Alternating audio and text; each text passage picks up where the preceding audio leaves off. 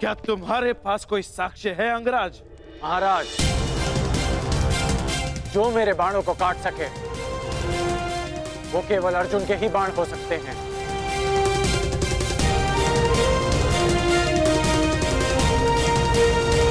और जो मित्र दुर्योधन को ललकार सके वो केवल भीम ही हो सकता है। ये भी केवल तुम्हारा अनुमान है कर्ण। मैं साक्ष्य की बात कर रहा हूं। कभी कभी अनुमान भी सत्य सिद्ध होते हैं महाराज। मेरा प्रश्न ये है विदुर, यदि पांडव जीवित हैं तो वो अभी तक हस्तिनापुर क्यों नहीं आए? इतने समय तक छिपे क्यों रहे? क्या कोई उत्तर है तुम्हारे पास?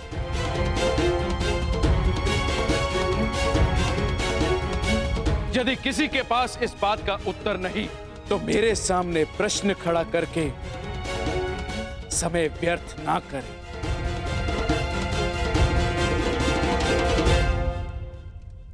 तो मेरा निर्णय है कि दुर्योधन का राज्य अभिषेक होगा।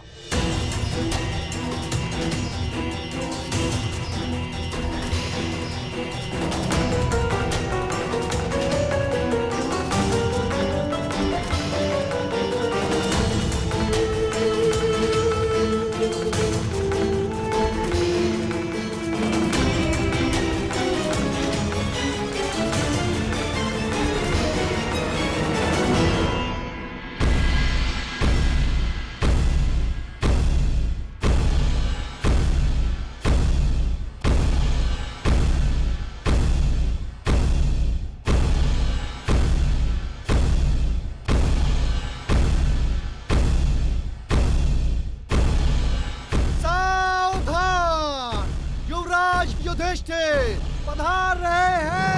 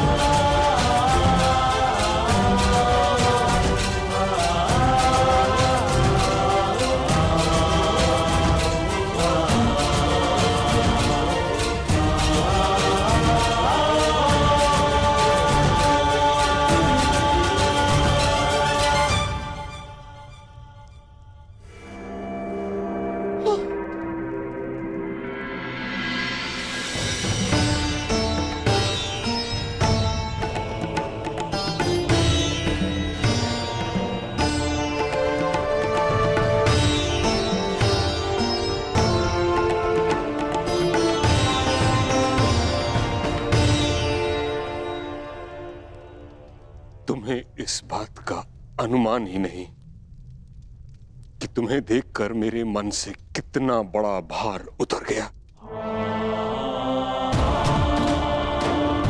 यह अनुभूति एक शूल की भांति मेरे मन में चुभ रही थी कि जिन प्रिय पांडु पुत्रों को मैं अपने उत्तरदायित्व पर हस्तिनापुर लाया था उनकी रक्षा नहीं कर पाया।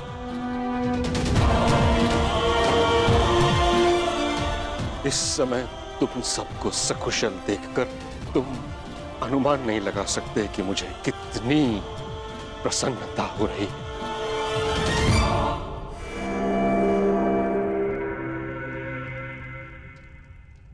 आपको प्रसन्न देख हमें भी प्रसन्नता हुई पितामह। हस्तिनापुर में स्वागत है युवराज।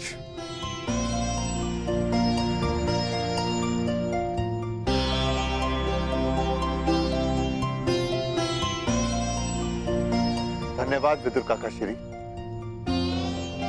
आप हमारे साथ नहीं थे, परंतु आपकी मंगल कामना सदैव हमारे साथ थी।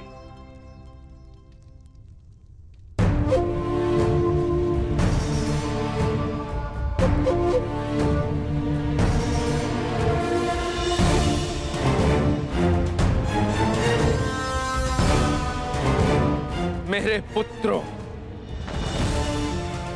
ईश्वर की महान कृपा है कि तुम सब सकुशल हो। अब मैं मृत्यु उपरांत अपने भ्राता पांडु को अपना मुख दिखा सकूंगा। पिताश्री को सदैव अपने ज्येष्ठ भ्राताश्री पर गर्व रहेगा महाराज। अर्नावत में आपके पुत्र दुर्योधन ने जो हमारे स्वागत के प्रबंध किए हम कभी नहीं भुला सकते।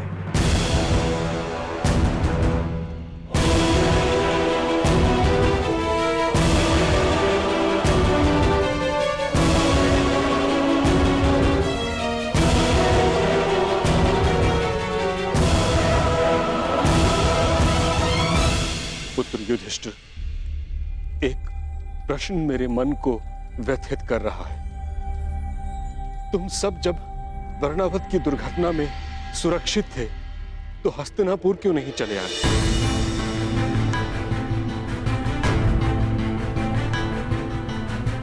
बताओ पुत्र, तुमने हमें कोई संदेश क्यों नहीं भेजा?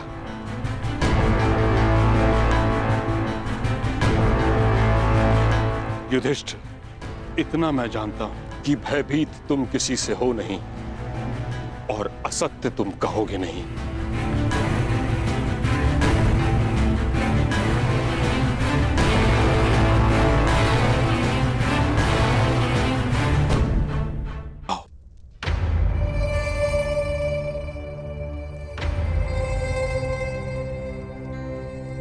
हम आपको कष्ट नहीं देना चाहते थे पितामह,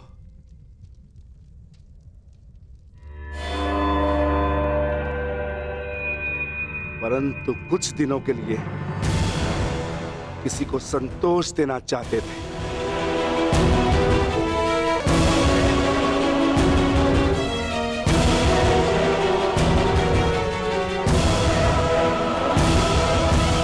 भीम का तात्पर्य यह है कि हम माता श्री को संतोष देना चाहते थे,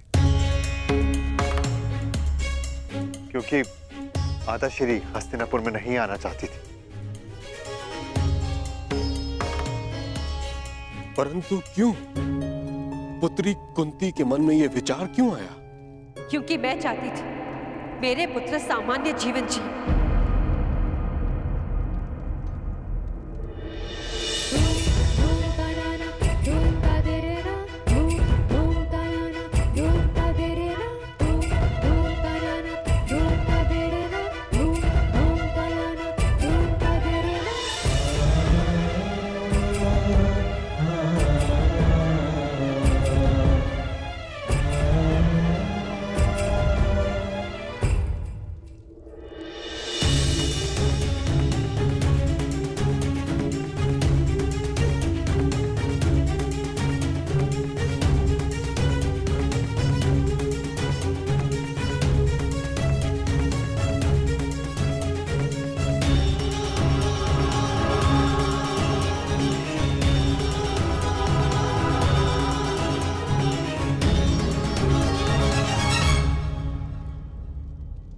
राजसी जीवन और राजनीति से मेरा मन विरक्त हो चुका है ताजश्री।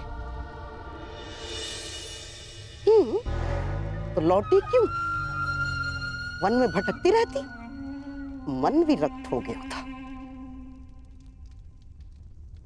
पुत्री कुंती,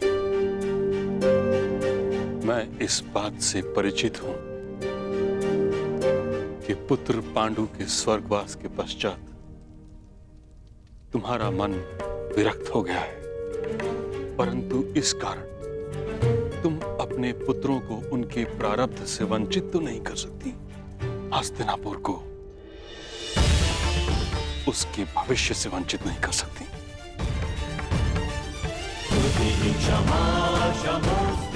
कुंती पुत्री, सिंह बछड़े की भांति नहीं जी सकते। उन्हें वन का राजा बनना ही होता है।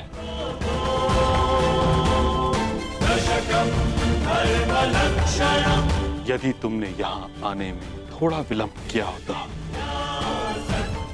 तो यहां घोर अनर्थ हो जाता।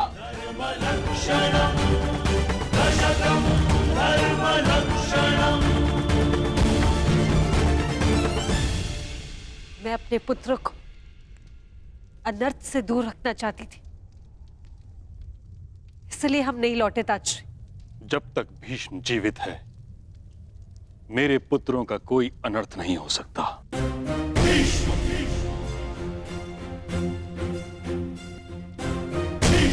यदि कोई अनर्थ का बाण उनकी ओर आएगा तो उसे सर्वप्रथम भीष्म की ढाल का सामना करना होगा।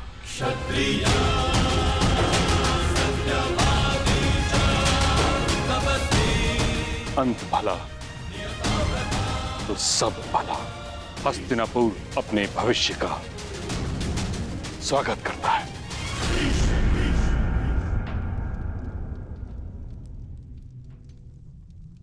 किंतु ये तो बताओ पुत्रों, वारणाव्रत से जाने के पश्चात क्या हुआ?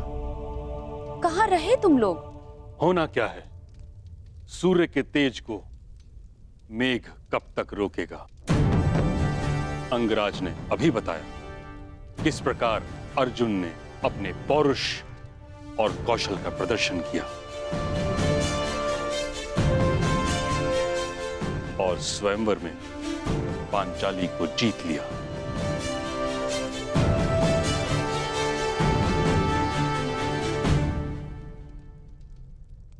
हस्तिनापुर की कुलवधू कहां है? उसे संग नहीं लाए।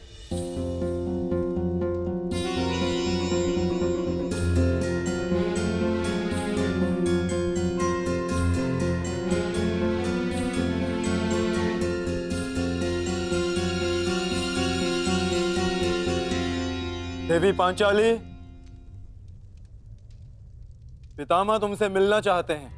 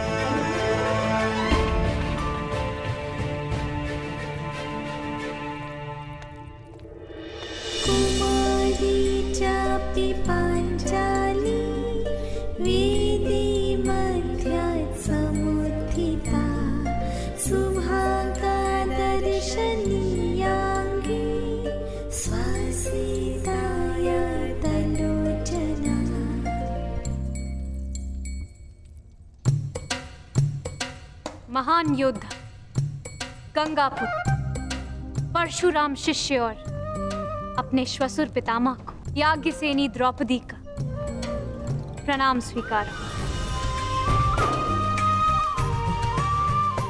अपने परिचय के लिए जिन शब्दों का चयन तुमने किया है यज्ञसेनी, उससे तुम्हारे गुण, तुम्हारा ज्ञान, बड़ों का आदर और तुम्हारे चरित्र की श्रेष्ठता सिद्ध होती है।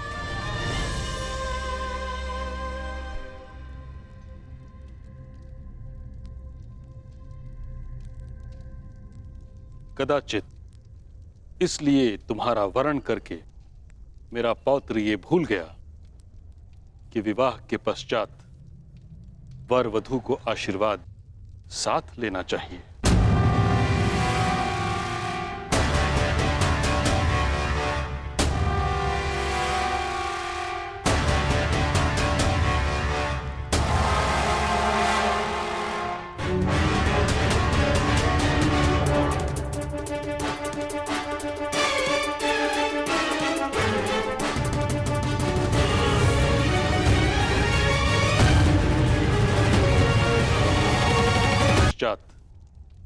वर वधू को आशीर्वाद साथ लेना चाहिए।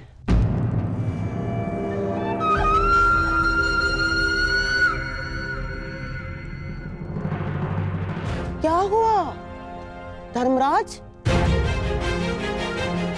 आपका मुख मलिन क्यों हो गया?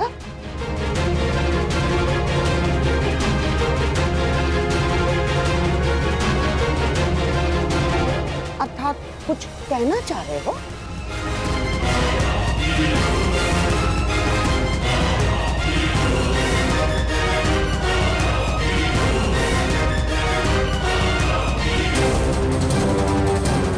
अर्जुन, आशीर्वाद लेने के लिए आगे नहीं बढ़ोगे?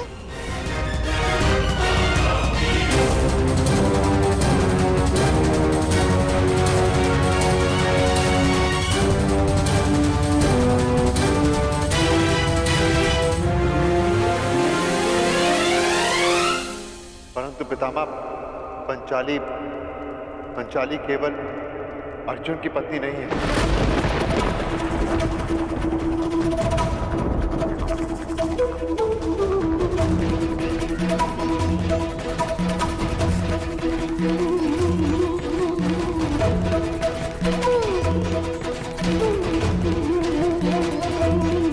ये कैसा उपहास है पुत्र?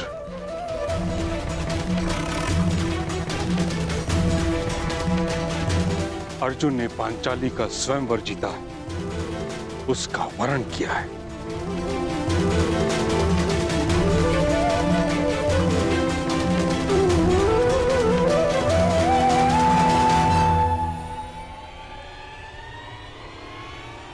परंतु पंचाली से हम पांचों ने विवाह किया।